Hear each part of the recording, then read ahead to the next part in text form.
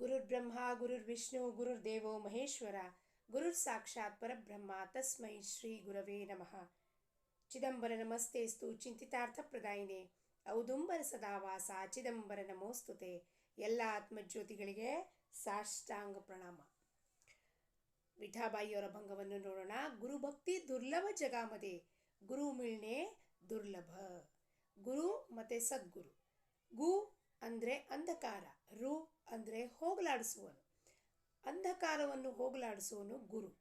ಆದರೆ ಸದ್ಗುರು ಅವನಕಿನ್ನ ಮಿಗಿಲಾದವನು. ಯಾರಪ್ಪ ಅವನು ಸದ್ಗುರು? ಸದ್ಗುರು ಅಂದರೆ ಯಾರು ಕೇವಲ ಅಂಧಕಾರ ಅಜ್ಞಾನ ನಿಮ್ಮಲ್ಲಿರುವ ಎಲ್ಲವನ್ನೂ ವಾಸನೆಯ ಬೀಜ ಸಮೂಲವಾಗಿ ನಷ್ಟ ಮಾಡಿ ಅವನಂತೆ ನಿಮ್ಮನ್ನು ಮಾಡಾಕೋನು. ಪರಮಾತ್ಮನನ್ನೇ ತೋರಿಸೋನು, ಪರಮಾತ್ಮ ಸ್ವರೂಪವನ್ನೇ ತೋರಿಸಿ ನಮ್ಮನ್ನು ಪರಮಾತ್ಮನಲ್ಲಿ ಒಂದು ಮಾಡುವವನು ಸದ್ಗುರು. ಅಂಥವನು ವಿರಳ ಇರ್ತಾನೆ. ವಿರಳ ಅಂದರೆ ಕೋಟಿಗೊಬ್ಬ ಇರ್ತಾನಂತವನು. ಬಂದವನು ಜಗತ್ತು ಉದ್ಧಾರಕ್ಕೆ ಬಂದಾಗ ಕೇವಲ ಕೇವಲ ಕೇವಲ ಆ ಜೀವಾತ್ಮನ ಉದ್ಧಾರ ಬಿಟ್ಟು ಇನ್ನೇನು ಇರೋದಿಲ್ಲ. ಬ್ರಹ್ಮಚೈತನ್ಯ ಮಹಾರಾಜರು ಬಂದರು. ಯಾರ ಸಲುವಾಗಿ? ತುಕಾಮಾಯಿ ಬಂದಿದ್ರು ಬ್ರಹ್ಮಚೈತನ್ಯ ಮಹಾರಾಜರ ಸಲುವಾಗಿ. ಬ್ರಹ್ಮಚೈತನ್ಯ ಮಹಾರಾಜರು ಬಂದು ಬ್ರಹ್ಮಾನಂದ ಮಹಾರಾಜರ ಸಲುವಾಗಿ. ಚಿದಂಬರ ಮಹಾಸ್ವಾಮಿ ಬಂದರು ರಾಜಾರಾಮ್ ಮಹಾರಾಜರ ಸಲುವಾಗಿ. ಹಾಗೆ ಯಾವಾಗ ಅವತಾರ ಕಾಲದಲ್ಲಿ ಆಯಾ ವಿಶಿಷ್ಟ, ಯಾಕೆ ಅಂದರೆ ಪ್ರಹ್ಲಾದ, ಅಂಗದ, ಉದ್ಧವ, ನಾಮದೇವ್, ತುಕಾರಾಮ್, ರಾಜಾರಾಮ್, ಆ ಜನ್ಮಾಂತರದಲ್ಲಿ ಏನು ಸ್ಥಾಪನೆ ಇರುತ್ತೋ ಅದು ಕೇವಲ ಸದ್ಗುರುಗೆ ಮಾತ್ರ ಗೊತ್ತಿರುತ್ತೆ. ಅದಕ್ಕೆ ಅವನು ಆ ಶಿಷ್ಯನ, ಆ ಜೀವಾತ್ಮನ ಉದ್ಧಾರ. ಸಾಯಿಬಾಬಾ ಹೇಳ್ತಿದ್ರು, ಸಾಯಿಬಾಬಾ ಅವ್ರ ಶಿಷ್ಯ ತಾತ್ಯ ಪಾಟೀಲ್ ಹೇಳ್ತಿದ್ರು, ತಾತ್ಯ ನಿಂದು ನಂದು ಸಂಬಂಧ 75 ಜನ್ಮದಿದೆಯಪ್ಪ, ಇವತ್ತಿನಿಂದ ಅಲ್ಲ. ನಂದು ನಿಂದು ಸಂಬಂಧ 75 ಜನ್ಮದಿಂದ ಇದೆ. ನಾನು ನೀನು ಏನೇನಾಗಿ ಬಂದಿದ್ದೀವಿ ನಿನಗೆ ಗೊತ್ತಿಲ್ಲ, ನನಗೆ ಗೊತ್ತಿದೆ. ಭಗವದ್ಗೀತೆಯಲ್ಲಿ ಕೃಷ್ಣ ಹೇಳ್ದ ಅರ್ಜುನನಿಗೆ, ಇದು ನಾನು ಭಗವದ್ಗೀತೆ ಮುಂಚೆನೂ ಮನುಗೆ ಹೇಳಿದ್ದೀನಿ, ನಿನಗಿದು ಜ್ಞಾಪಕ ಇಲ್ಲ, ಅದಕ್ಕೆ ನಿನಗೆ ಪುನಃ ನಾನು ಜ್ಞಾಪಕ ಮಾಡ್ಸಕ್ಕೆ ಬಂದೀನಿ. ಅದಕ್ಕೆ ಏನಪ್ಪ, ಯಾರು ಅಂಥವ್ನು ವಿರಳ ಇರ್ತಾನೆ, ಯಾರು ಕೋಟಿಗೊಬ್ಬ ಅಂಥವ್ರು ಬಂದು ನಮ್ಮ ಅವತಾರ ಕಾಲ ಮಾಡಿ. ರಾಮಕೃಷ್ಣ ಪರಮಹಂಸರು ಬಂದರು. ಯಾರ ಸಲುವಾಗಿ? ಕೇವಲ ವಿವೇಕಾನಂದ ಸಲುವಾಗಿ. ಆದರೆ ಅದ್ರ ಜೊತೆಗೆ ಹೂವಿನ ಜೊತೆಗೆ ನಾರು ಸ್ವರ್ಗಕ್ಕೆ ಸೇರುತ್ತೆ ಅನ್ನಂಗೆ ಇತರರಿಗೂ ಕೂಡ ಆ ಭಕ್ತಿಯ ಸಿಂಪಡಣೆ ಆದಾಗ ಅವ್ರದ್ದು ಉದ್ಧಾರ ಆಗಿ ಸಾಧನೆ ವೃದ್ಧಿಗತ ಹತ್ತಿ ಅವರು ಆಯಾ ಹಂತಕ್ಕೆ ಮುಟ್ತಾರೆ. ಸಿದ್ಧತ್ವ ಇರಲಿ, ಯೋಗಿ ಇರಲಿ, ಒಂದು ಮುಮುಕ್ಷತ್ವ ಇರಲಿ ಅಥವಾ ದಾಸ್ಯತ್ವ ಇರಲಿ, ಆಯಾ ಹಂತಕ್ಕೆ ಆಗಬಹುದು. ಆದರೆ ಕೇವಲ ಒಬ್ಬರ ಸಲುವಾಗಿ ಅವ್ರು ಜಗತ್ತಿನ ಉದ್ಧಾರಕ್ಕೆ ಬಂದಿರ್ತಾರೆ. ಅದ್ರ ಜೊತೆಗೆ ಇಡೀ ಜಗತ್ತಿಂದು ಉದ್ಧಾರ ಆಗೋಗುತ್ತೆ. ಅದಕ್ಕೆ ಗುರುಭಕ್ತಿ ದುರ್ಲಭ ಜಗಾಮದೆ. ವಿಠಾಬಾಯಿಯ ಭಂಗವನ್ನು ನೋಡೋಣ. ನೋಡಿ ಏನು ಮಾಡಬೇಕಾಗಿದೆಯಪ್ಪ ನಾವು? ಕೇವಲ ಕೇಳಿಬಿಟ್ಟು ಇದನ್ನು ಶ್ರವಣ ಮಾಡೋದ್ರಿಂದ ಎಂಥದೂ ಉಪಯೋಗ ಆಗೋದಿಲ್ಲ.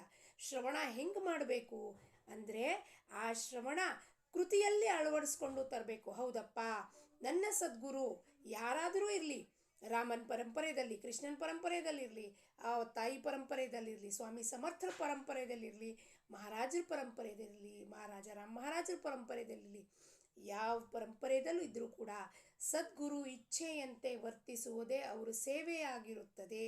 ಒಮ್ಮೆ ಅದನ್ನು ಗಂಟು ಕಟ್ಟಿಟ್ಕೊಂಡ್ರೆ ನಿಮಗೆ ಜಗತ್ತು ಅಲ್ಲಾಡಲಿ, ಜಗತ್ತಿನಲ್ಲಿ ಏನು ನಿಮಗೆ ಕಷ್ಟ ಬರುತ್ತೋ, ಯಾವುದು ಬರುತ್ತೋ ಎಲ್ಲವೂ ಸದ್ಗುರು ನಿರ್ಮಾಣ ಮಾಡಿರ್ತಾನೆ ನಮ್ಮ ಸಲುವಾಗಿ. ಅಂಥ ಒಂದು ಪರಿಸರ, ಅಂಥ ಒಂದು ಮಾಹೋಲ್, ಅಂಥ ಸಿಚುವೇಶನ್ ಅವನೇ ನಿರ್ಮಾಣ ಮಾಡ್ತಾನೆ. ಯಾಕೆ? ಶಿಷ್ಯನ ಕಸೋಟಿ ನೋಡೋಕ್ಕೆ. ಇವನು ಕೇವಲ ಬಾಹ್ಯದಿಂದ ಆಡಂಬರ ತೋರ್ಪಡಿಕೆಗೋಸ್ಕರ ಗುರು ಅಂತ ಕಾಲು ಹಿಡ್ಕೋತಿದ್ದಾನೋ, ಅಥವಾ ನಿಜವಾಗಿಯೂ ಇವನಿಗೆ ಆ ಪರಬ್ರಹ್ಮ ಅಥವಾ ಬ್ರಹ್ಮಜ್ಞಾನದ ಮುಮುಕ್ಷತ್ವ ಅಥವಾ ಜಿಜ್ಞಾಸ ಇದೆಯೋ. ಅದಕ್ಕೆ ಹಲವಾರು ಹಂತದಲ್ಲಿ ಅವನು ನಮ್ಮ ಮುಂದೆ ಮುಳ್ಳು ಮುಳ್ಳು ಮುಳ್ಳು ಮುಳ್ಳು ಹಚ್ಚಿಡ್ತಾನೆ. ಈ ಮುಳ್ಳನ್ನು ದಾಟ್ಕೊಂಬ, ಈ ಮುಳ್ಳನ್ನು ದಾಟ್ಕೊಂಬ, ಈ ಮುಳ್ಳನ್ನು ದಾಟ್ಕೊಂಬ. ಅವಾಗ ನಿನಗೆ ಗೊತ್ತಾಗತ್ತೆ ಸದ್ಗುರುವಿನ ಬೆಲೆ ಏನು. ಸದ್ಗುರು ಅಂದರೆ ಯಾರು? ಸಾಕ್ಷಾತ್ ಪರಬ್ರಹ್ಮನೇ ಅವತಾರ ತಾಳಿ ಸದ್ಗುರು ರೂಪದಲ್ಲಿ ಬಂದಿರ್ತಾನೆ. ಗುರು ಮತ್ತು ಆ ಪರಮಾತ್ಮ ಬೇರೆ ಅಲ್ಲ ಅಂತ ಕಬೀರರು ಹೇಳ್ತಾರೆ. ಕಬೀರರು ಒಂದು ಇದರಲ್ಲಿ ಹೇಳ್ತಾರೆ, ದೋಹಾದಲ್ಲಿ,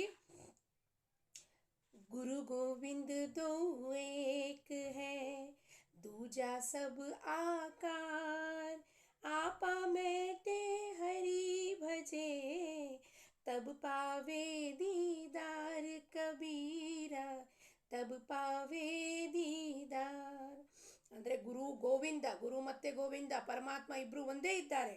ದೂಜಾ ಸಬ್ ಆಕಾರ, ಆಕಾರದಲ್ಲಿ ರೂಪದಲ್ಲಿ ಬೇರೆ ಬೇರೆ ನಾಮ ಹಲವು, ಆದರೆ ಇರೋದು ಒಂದೇ ಒಂದು ಅದ್ವೈತ ಸಿದ್ಧಾಂತ ಒಂದೇ ಇರೋದು. ನಾನಾ ರೂಪ ಆಕಾರ ತಗೊಂಡ ಗುರು ಪರಮಾತ್ಮ ನಮ್ಮ ಕಣ್ಮುಂದೆ ಬರ್ತಾನೆ.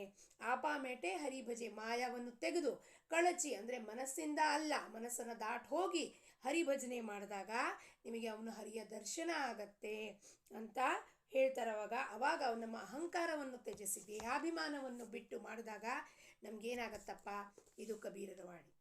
ಅವಾಗೇನಾಗತ್ತೆ, ನಮಗೆ ಏನಾಗತ್ತೆ, ನಿಜವಾದ ಪರಮಾತ್ಮನ ಪರಬ್ರಹ್ಮ ವಸ್ತುವಿನ ದರ್ಶನ ಆಗತ್ತೆ. ಏನು ಹೇಳ್ತಾಳೆ ವಿಠಾಬಾಯಿ ನೋಡೋಣ. ಚಿಂತನ ಮಾಡಿ, ಮಥನ ಮಾಡಿ, ಶುದ್ಧ ನವನೀತ ಶುದ್ಧ ಜ್ಞಾನವನ್ನು ಪಡ್ಕೊಳ್ಳೋದ ಪ್ರಯತ್ನವನ್ನು ಮಾಡೋಣ. ಅವಳು ಆಶೀರ್ವಾದವನ್ನು ಪಡ್ಕೊಳ್ಳೋಣ. ಏನು ಹೇಳ್ತಾಳಪ್ಪ, गुरु भक्ति दुर्लभ जगामध्ये, गुरु मिळणे दुर्लभ, कलियुगात दोन्ही जाण दुर्मिळते आहे पूर्ण, नाही आत्मज्ञान पूर्ण एकामेका अधपतन, शब्द ज्ञान घरोघरी ज्ञान सांगे परोपरी, मंत्र तंत्र करुणी सारी भ्रष्ट होती नरनारी, सद्गुरु तो जगामध्ये विरळा जाण कोटीमध्ये, विषयासाठी दारोदारी भीक मागे घरोघरी, ज्ञान वैराग्य ते भक्ती तिन्ही जेते सदा असती, त्याची होय ज्ञान प्राप्ती सद्गुरुचे कृपा होती, विठाबाई म्हणे दासी संग करा अहर्निशी, भक्ती ज्ञानाने नाम मिळती नाही तरी अधोगती. ಜೈ ಚಿದಂಬರ್. ಏನು ಹೇಳ್ತಾಳಪ್ಪ, ಗುರುಭಕ್ತಿ ದುರ್ಲಭ ಜಗಾಮದೆ, ಹಾಗೆಯೇ ಗುರು ಸಿಗೋದು ಅತ್ಯಂತ ದುರ್ಲಭ ಇದೆ. ಏನು ಸುಮ್ಮನೆ ಯಾರು ಇಲ್ಲಿ ಕೂತಿರೋದಿಲ್ಲ, ಇಲ್ಲಿ ನಾವು ಹೋದ ತಕ್ಷಣ ಗುರು ಸಿಕ್ಬಿಡ್ತಾನೆ ಅಥವಾ ಅವ್ನ ಕಾಲಿಗೆ ಬಿಟ್ಬಿಟ್ಟು ಅವ್ನ ಪಾದ ತೊಳೆದ್ಬಿಟ್ರೆ ನಮಗೆ ಮುಕ್ತಿ ಕೊಟ್ಟು ಬಿಡ್ತಾನೆ ಅಂತ ಗುರು ಸಿಗೋದು ಮೊದಲು ಕಠಿಣವಾಗಿದೆ. ಸದ್ಗುರು ಸಿಗೋದೇ ಕಠಿಣವಾಗಿದೆ ಫಸ್ಟು. ಅದಕ್ಕೆ ನಮ್ಮ ಅಂತಃಕರಣ ಶುದ್ಧಿ ಆಗಬೇಕು, ಭಾಳ ಮಶಾಗತ್ ಮಾಡಬೇಕು. ಈ ಭೂಮಿನ ಭೂಮಿಕಾ ಮೊದಲು ತಯಾರು ಮಾಡ್ಕೋಬೇಕು ನಾವು. ಮನಸ್ಸನ್ನು ಅಂತಃಕರಣವನ್ನು ಶುದ್ಧ ಶುದ್ಧ ಶುದ್ಧ ಶುದ್ಧ ಅತಿ ಶುದ್ಧ ಮಾಡ್ಕೋಬೇಕು. ಅವಾಗ ನಿಜವಾಗಿಯೂ ಸದ್ಗುರು ಬಂದು ಕಣ್ಣು ಮುಂದೆ ನೆಲೆಸ್ತಾನೆ. ದುರ್ಲಭ, ಅತ್ಯಂತ ದುರ್ಲಭ ಅಂದರೆ ನಾವು ಬಾಯಲ್ಲಿ ದುರ್ಲಭ ಅಂತ ಶಬ್ದಕ್ಕೂ ವರ್ಣನೆ ಮಾಡೋಕ್ಕಲ್ಲ. ಕಲಿಯುಗ ದೋನಿ ಜಾಣ ದುರ್ಮಿಳ ಐತೆ ಪೂರ್ಣ. ಈ ಕಲಿಯುಗದಲ್ಲಿ ಕಲಿಯುಗದಲ್ಲಿ ಒಂದು ನಮಗೆ ನಾಮಸ್ಮರಣೆ ಭಗವಂತ ಕೊಟ್ಟಿದ್ದಾನೋ, ಮಾನವ ಜನ್ಮ ದುರ್ಲಭ ಕೊಟ್ಟಿಯಾನೋ ಕಲಿಯುಗದಲ್ಲಿ, ಅದೇ ಕಲಿಯುಗದಲ್ಲಿ ಇಬ್ಬರು ಗುರು ಮತ್ತು ಗುರುಭಕ್ತಿ ಸಿಗೋದು ಅತ್ಯಂತ ದುರ್ಮಿಳಿದೆ. ಗುರುಭಕ್ತಿ ನಾವು ಮಾಡ್ತಾ ಇದ್ದೀವಿ ಅನ್ನೋದು ಕೂಡ ಭ್ರಮೆ. ಯಾಕೆಂದರೆ ಗುರುಭಕ್ತಿ ನಾವು ಮಾಡ್ತಾ ಇದ್ದೀವಿ ಅಂತ ನಮ್ಮ ಬಾಯಲ್ಲಿ ನಾವು ಹೇಳ್ಕೋಬಾರ್ದು. ಅದು ಬೇರೆಯವರಂದರೆ ಸತ್ಪುರುಷರು ಗುರುತಿಸ್ಬೇಕು ಅದನ್ನು. ಹೌದು, ಇವನು ನಿಜವಾಗಿಯೂ ಗುರುಭಕ್ತನಿದ್ದಾನೆ ಅಂತ. ನಾವಾಗೆ ಹೋಗಿ ಒಂದು ಟ್ಯಾಗ್ ಹಾಕ್ಕೊಂಡ್ಬಿಡೋದಿಲ್ಲ, ನಾವು ಗುರುಭಕ್ತರಿದ್ದೀವಿ, ನಾವು ಗುರುಭಕ್ತಿ ಮಾಡ್ತೀವಿ. ಅಲ್ಲಿ ಇಲ್ಲಿ ಹೋಗಿ ಎಲ್ಲ ಕಡೆ ಬೇರೆ ಬೇರೆ ಮಾತು ಸಾರೋದು, ಬೇರೆ ಬೇರೆ ವಿಷಯಗಳನ್ನು ಮಾತಾಡೋದು, ಅದು ಗುರುಭಕ್ತಿಗೆ ಸೇರೋದಿಲ್ಲ. ಗುರುಭಕ್ತನಾದವನು ಕಲ್ಯಾಣ ಸ್ವಾಮಿಯಂತೆ, ಉದ್ಧವನಂತೆ, ಅಕ್ರೂರನಂತೆ, ಭೀಷ್ಮನಂತೆ, ಸಾಂದೀಪನಿ ಗುರು ಹತ್ರ ಕೃಷ್ಣ ಹೆಂಗೆ ಕಲ್ತದ. ಗುರುಭಕ್ತಿ ಅಂದರೆ ಏನಪ್ಪ, ಏನು ಅವ್ನು ನಮಗೆ ಕೆಲಸ ಕೊಟ್ಟಿರ್ತಾನೋ ಅದರಲ್ಲೇ ಸತತವಾಗಿ ಮುಳುಗಿರೋದು, ಅವನು ಹೇಳಿದ ವಚನಗಳಲ್ಲಿ ಮುಳುಗಿರತ್ತಕ್ಕೆ ಗುರುಭಕ್ತಿ ಅನ್ನುತ್ತಾರೆ ವಿನಃ ಗುರುಭಕ್ತಿಯಲ್ಲಿ ಒಂದು ಅರ್ಧ ತಾಸು ಮಾಡಿ ಆ ಕಡೆಯಿಂದ ಆ ಕಡೆ, ಇಲ್ಲಿಂದ ಅಲ್ಲಿ, ಆ ಸಂಪ್ರದಾಯ ಬೇರೆ ಈ ಸಂಪ್ರದಾಯ ಬೇರೆ, ಆ ಭೇದ ಬುದ್ಧಿ ಮಾಡಿಕೊಂಡು ಇವೆಲ್ಲವೂ ಮಾಡ್ಕೊಳ್ಳೋಕ್ಕೆ ಗುರುಭಕ್ತಿ ಅನ್ನೋದಿಲ್ಲ. ಇಲ್ಲಿ ಗುರುಗೆ ದ್ರೋಹ ಮಾಡ್ದಂಗೆ ಅಂದರೆ ಯಾರಿಗೆ ಮಾಡ್ತಿದ್ದೀವಿ ದ್ರೋಹ?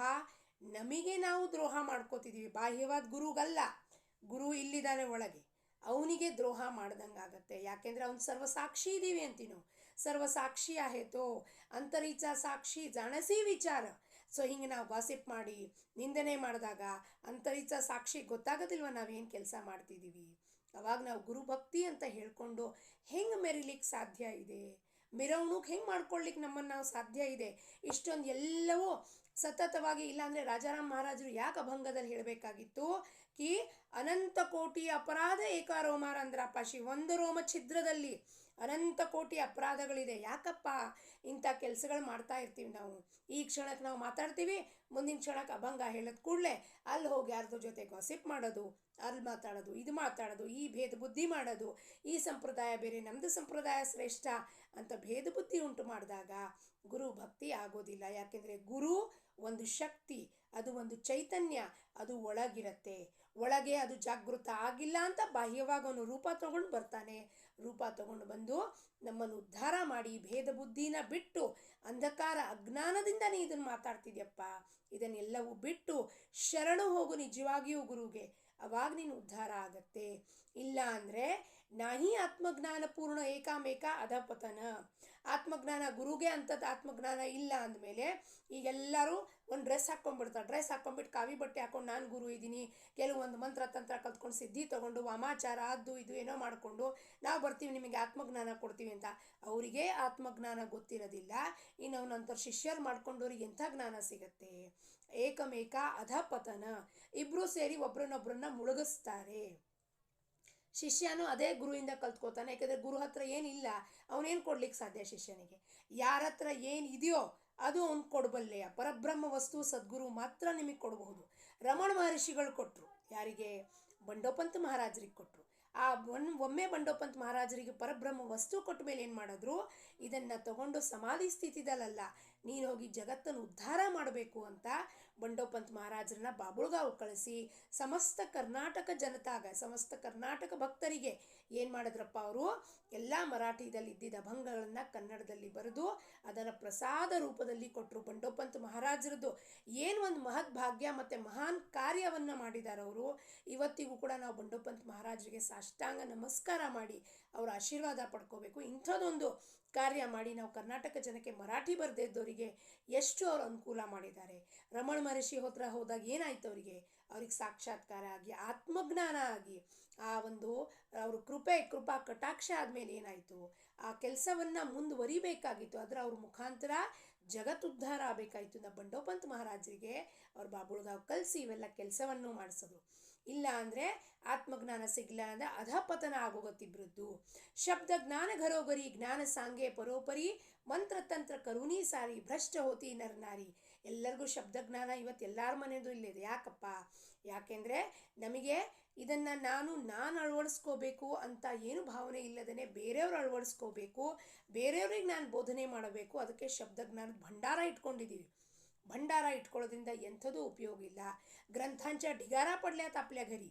ಆದರೆ ಆ ಗ್ರಂಥಾಂಚ ಢಿಗಾರ ತೊಗೊಂಡು ಏನು ಮಾಡ್ತೀರಾ? ಅದನ್ನು ಅದು ಇಲ್ಲಿ ಇಲ್ಲಿ ಇಲ್ಲಿ ಇಲ್ಲಿ ಇಲ್ಲಿ ತಟ್ಟಲಿಲ್ಲ ಅಂದರೆ, ಇಲ್ಲಿ ಮುಟ್ಟಲಿಲ್ಲ ಅಂದರೆ, ಇಲ್ಲಿಂದ ಕೃತಿಗೆ ಬರಲಿಲ್ಲ ಅಂದರೆ ಎಂಥದೂ ಉಪಯೋಗ ಇಲ್ಲ. ಶೂನ್ಯ ಸಿಂಹಾಸನ ಪ್ರಕಟ ದಿಸೆ ರೂಪ ಅಂತ ವಿಠಾಬಾಯಿ ಹೇಳ್ತಾಳೆ ಆರತಿದಲ್ಲಿ.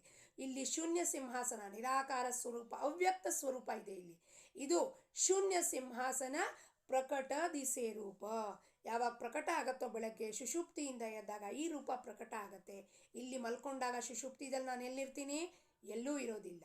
ದೇಹ ಬುದ್ಧಿ ಚಿತ್ತ ಮನಸ್ಸು ಅಹಂಕಾರ ಎಲ್ಲವೂ ಕಳಚಿ ಹೋಗಿರುತ್ತವಾಗ ಯಾರು ಇರ್ತಾರೆ? ಕೇವಲ ಅವನಿರ್ತಾನಲ್ಲಿ. ಬೆಳಗ್ಗೆ ಎದ್ದ ಕೂಡಲೇ ಶೂನ್ಯ ಸಿಂಹಾಸನ ಇರುತ್ತೆ ಸುಷುಪ್ತಿಯಲ್ಲಿ. ಜಾಗೃತ ಅವಸ್ಥೆಗೆ ಬಂದಾಗ ಇದು ಒಂದು ರೂಪ ಆಕಾರ ಕಣ್ಮುಂದೆ ಬರುತ್ತೆ. ನಾನು ದೀಪ ಅಂತ ಎಚ್ಚರಿಕೆಗೆ ಬಂದಾಗ ನನಗಿಡೀ ಪ್ರಪಂಚ ಕಾಣಿಸುತ್ತೆ. ಸೊ ನಾನು ಮಲ್ಕೊಂಡಾಗ ಪ್ರಪಂಚ ಎಲ್ಲಿತ್ತು? ಇರಲಿಲ್ಲ. ನಾನು ಎದ್ದ ಕೂಡಲೇ ಏನು ಬಂತು ಕಣ್ಣಿಗೆ? ದೃಶ್ಯ ಜಗತ್ತ. ದೃಶ್ಯ ಜಗತ್ತು ಏನಿದೆಯೋ ಅದು ಅಶಾಶ್ವತ ಇದೆ, ಮಿಥ್ಯ ಇದೆ ಅಂತ ಸತ್ಪುರುಷರು ಹೇಳ್ತಾರೆ. ಅಂದರೆ ಗಿಡ ಮರ ಸುಳ್ಳು ಅಲ್ಲ. ನನ್ನ ದೃಷ್ಟಿಕೋನ ಏನಿದೆಯೋ ಅದು ಸುಳ್ಳಿದೆ. ಯಾಕೆಂದರೆ ನಿತ್ಯವಾಗಲೂ ಮನುಷ್ಯ ಬದಲಾಯಿಸ್ತಿರ್ತಾನೆ, ಜೀವಾಣುಗಳು ಬದಲಾಯಿಸ್ತಿರ್ತವೆ, ಪ್ರತಿಯೊಂದು ಸೆಲ್ಸ್ ಡೆಡ್ ಆಗ್ತಿರ್ತವೆ, ಹೊಸ cells living cells are being created.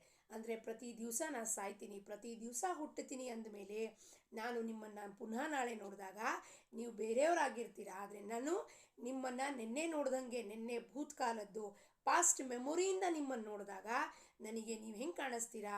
ಹಾಗೆ ಕಾಣಿಸ್ತೀರಾ. ಅಂದರೆ ನಾನು ನಿಮ್ಮ ಜೊತೆಗೆ ಎಲ್ಲಿದ್ದೀನಿ? ಪಾಸ್ಟ್ ಮೆಮೊರಿದಲ್ಲಿದ್ದೀನಿ, ಪ್ರೆಸೆಂಟ್ನಲ್ಲಿ ಇಲ್ಲ. ಅದಕ್ಕೆ ಇವೆಲ್ಲವೂ ಶಬ್ದಜ್ಞಾನದಿಂದ ಏನೂ ಜ್ಞಾನ ಹೇಳಿದ್ರೆ ಉಪಯೋಗ ಇಲ್ಲ. ಮಂತ್ರ ತಂತ್ರ ಮಾಡಿ ಭ್ರಷ್ಟ ಆಗಿದ್ದಾರೆ ಅಂತ ಯಾಕೆ ಹೇಳ್ತಾರಪ್ಪ? ಆ ಮಂತ್ರ ತಂತ್ರ ಏನು ಗುರು ಕೊಟ್ಟಿದ್ದಾನೋ ಅದನ್ನು ನಾವು ನಮ್ಮ ಬಳಕೆಗೆ ಮಾಡ್ಕೊಳ್ಳೋದ್ರೇ ಅದನ್ನು ಡಿಸ್ಟ್ರಕ್ಟಿವ್ ಪರ್ಪಸ್ಸಿಗೆ ಮಾಡ್ತೀವಿ. ಅವ್ರಿಗೆ ಒಳ್ಳೇದಾಗಬಾರ್ದು, ಇವ್ರಿಗೆ ಒಳ್ಳೇದಾಗಬಾರ್ದು, ಅವ್ರ ಮುಂದೆ ಹೋಗಬಾರ್ದು. ಈ ಅಸೂಯೆ ಆಸುರಿ ಭಾವನೆಯಿಂದ ಯಾವಾಗ ಈ ಮಂತ್ರ ತಂತ್ರ ಮಾಡ್ತೀವೋ ಆವಾಗ ನಾವು ಭ್ರಷ್ಟರಾಗ್ತೀವಿ. ಮಂತ್ರದ್ದು ಅದರದ್ದೇ ಅದರ ಪವರ್ ಇದೆ. ಆ ಎಲ್ಲ ಮಾತಿಂದು ಕಲ್ಯಾಣ ಸ್ವಾಮಿ ಹತ್ರ ಬರ್ಸಿದ್ರು ಸಮರ್ಥ ಸದ್ಗುರು ರಾಮದಾಸರು 205 ಶ್ಲೋಕ ಬರ್ಸಿದ್ರು. ಅವರು ಬರಿಯಪ್ಪ ನೀನು ರಾತ್ರಿ ಕೂತ್ಕೊಂಡು ಅಂದರೆ ಆ ಪವರ್ ಇತ್ತು ಅವ್ರ ಹತ್ರ. ಆ ಪವರಿಂದ ಏನು ಮಾಡಿದ್ರಪ್ಪ, ರಾಮನವಮಿಗೆ ಎಷ್ಟು ದಿನಸಿ ಬರಬೇಕಾಗಿತ್ತು ಅದ್ರ 3 ಪಟ್ಟು 10 ಪಟ್ಟು ದಿನಸಿ ಬಂದು ಬಿತ್ತಲ್ಲಿ. ಯಾಕೆ? ಆ ಶ್ಲೋಕದಲ್ಲಿ ಆ ಪವರ್ ಇತ್ತು. ಯಾರ ಪವರು? ಸದ್ಗುರು ಪವರು. ನಮ್ಮಲ್ಲಿ ಯಾಕೆ ಪವರ್ ಬರೋದಿಲ್ಲ? ನಾವು ಆ ಮಂತ್ರನ ಮಾಡಿದಾಗ ಕೆರೆಯ ನೀರನ್ನು ಕೆರೆಗೆ ಚೆಲ್ಲು, ಹೊಳೆಯಲ್ಲಿ ಹುಣಸೆ ಹಣ್ಣು ತೊಳೆದಂಗೆ ಆಗುತ್ತೆ. ಹುಣಸೆ ಹಣ್ಣಿನ ಗುಣಧರ್ಮ ಹುಳಿ ಏನಿದೆಯೋ ಹೊಳೆದಲ್ಲಿ ತೊಳೆದ್ರೆ ಏನಾಗತ್ತದು ಎಲ್ಲವೂ ಹೊಟ್ಟೋಗತ್ತದ್ರ ಹುಳಿತನ. ಹಾಗೆ ನಾವು ಮಂತ್ರವನ್ನು ಗುರು ಕೊಟ್ಟಿದ್ದ ಜಪವನ್ನು ಅನುಷ್ಠಾನ ಮಾಡ್ತಾ ಮಾಡ್ತಾ ಅಲ್ಲಿ ಹೋಗ್ಬಿಟ್ಟು ಅವ್ರ ಬಗ್ಗೆ ಮಾತಾಡೋದು, ದುಶ್ಚಿತ್ತ ಭಾವನೆ ಇಟ್ಕೊಳ್ಳೋದು, ಕಲ್ಮಶ ಮಾಲಿನ್ಯತೆ ಇಟ್ಕೊಳ್ಳೋದು, ಇವೆಲ್ಲ ವಿಕಾರಗಳು ಹೊಂದಿದಾಗ ಅದು ಭ್ರಷ್ಟ ಆಗೋಗತ್ತೆ. ಸದ್ಗುರು ತೋ ಜಗಾಮದೆ ವಿರಳಾ ಜಾಣ ಕೋಟಿ ಮದೆ. ಕೋಟಿನಲ್ಲಿ ಒಬ್ಬ ಇರ್ತಾನಂತ ಸದ್ಗುರು. ಎಲ್ಲರೂ ಸದ್ಗುರು ಆಗ್ಲಿಕ್ಕೆ ಸಾಧ್ಯತೆ ಇಲ್ಲ. ಕೋಟಿಗೊಬ್ಬ ಬರ್ತಾನೆ.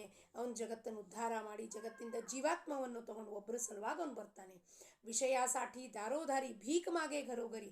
ವಿಷಯದ ಸಲುವಾಗಿ, ವಿಷಯ ವಸ್ತು ವ್ಯಕ್ತಿ ಸಲುವಾಗಿ ನನ್ನ ಹೊಟ್ಟೆ ತುಂಬಬೇಕು, ನನಗೆ 4 ಜನ ವಾವಾ ಅನ್ಬೇಕು, ಕೊಂಡಾಡಬೇಕು, ಗಾಡಿ ಬೇಕು, ಅದರದಿಂದ ಸಿಕ್ಕಿದ ದುಡ್ಡಿಂದ ಗಾಡಿ ತೊಗೊಂಡು ಮೆರಿಯಬೇಕು ಅನ್ನೋಕ್ಕೆ ಭೀಕ್ ಮಾಗೆ ಘರೋಗರಿ ಅಂದ್ರೆ ಏನು?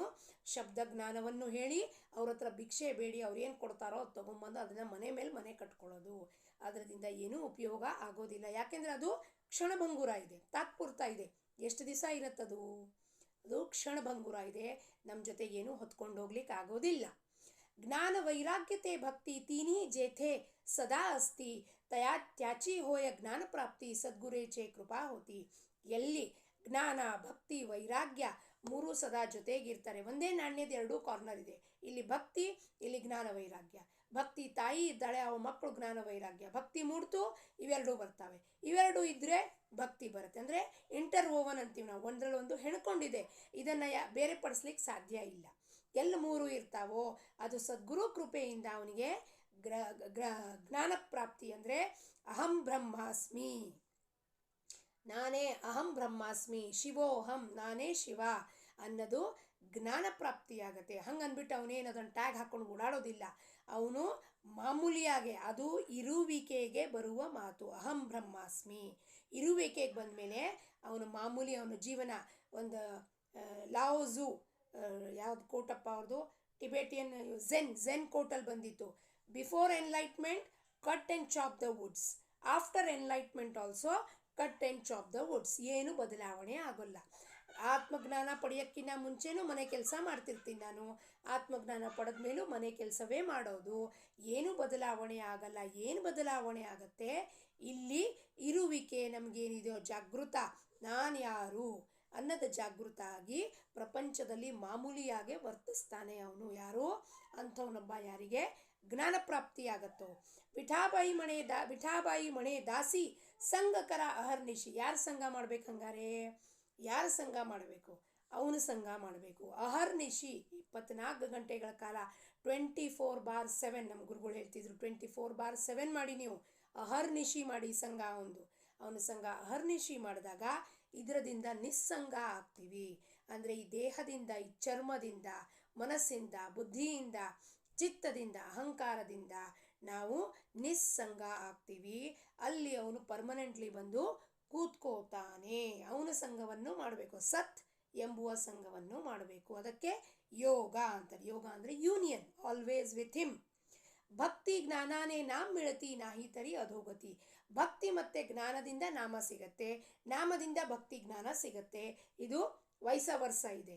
ಹಿಂಗಂದ್ರೆ ಹಿಂಗೆ, ಹಿಂಗಂದ್ರೆ ಹಿಂಗೆ. ಅಂದರೆ ಎಲ್ಲಿ ನಾವು ಎಫರ್ಟ್ ಹಾಕ್ತೀವೋ ಅಲ್ಲಿ ಗ್ರೇಸ್ ಇರುತ್ತೆ. ಎಲ್ಲಿ ಗ್ರೇಸ್ ಇರುತ್ತೋ ಅಲ್ಲಿ ತಾನೇ ಎಫರ್ಟ್ ಹಾಕಕ್ಕೆ ಆ ಜೀವಾತ್ಮ ಶುರು ಮಾಡುತ್ತೆ. ಇಲ್ಲಾಂದರೆ ನಮ್ಮ ಅಧೋಗತಿ ಆಗತ್ತೆ ಅಂತ ವಿಠಾಬಾಯಿ ಹೇಳ್ತಾಳೆ. ವಿಠಾಬಾಯಿ ಹೇಳಿದ ಒಂದೊಂದು ಅಕ್ಷರವೂ ಸಿದ್ಧವಾಗಿದೆ.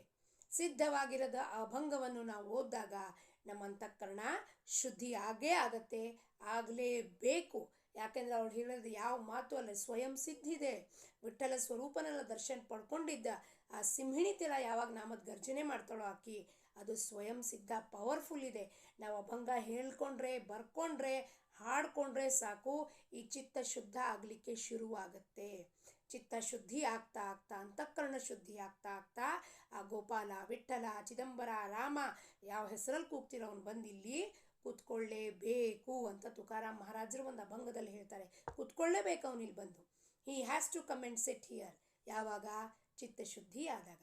ಅದಕ್ಕೆ ಚಿತ್ತಶುದ್ಧಿ ಆಗೋದು ಎಲ್ಲ ಪ್ರಯತ್ನವನ್ನು ನಾವು ಅವರ ಕೃಪೆಯಿಂದ ನೀನೇ ಮಾಡಿಸಪ್ಪ, ನಮ್ಮ ಚಿತ್ತಶುದ್ಧಿ ಆಗುವಂಥ ಸಾಧನೆಯನ್ನು ಕೊಡು, ನಾಮಜಪವನ್ನು ಮಾಡಿ ನಾವು ಅಹರ್ನಿಶಿ ಮಾಡಿ ನಿನ್ನ ಸಂಘವನ್ನು ಮಾಡ್ತೀವಿ ಅಂತ ಆ ರಾಜಾರಾಮ್ ಮಹಾರಾಜರಲ್ಲಿ, ವಿಠಾಬಾಯಿಯಲ್ಲಿ, ಸ್ವಾಮಿನಲ್ಲಿ ಪ್ರಾರ್ಥನೆ ಮಾಡೋಣ. ಅವರು ಖಂಡಿತವಾಗ್ಲೂ ನಮ್ಮೆಲ್ಲರನ್ನೂ ಕರ್ಕೊಂಡು ಹೋಗ್ತಾರೆ. ಅವರು ಚರಣಕ್ಕೆ ಅಭಂಗ ಪುಷ್ಪವನ್ನು ಏರಿಸಿ ಅವರಲ್ಲಿ ಬೇಡಿಕೊಂಡು ಲೋಕ ಸಮಸ್ತ ಸುಖಿನೋ ಭವಂತು. ಜೈ ಚಿದಂಬರ.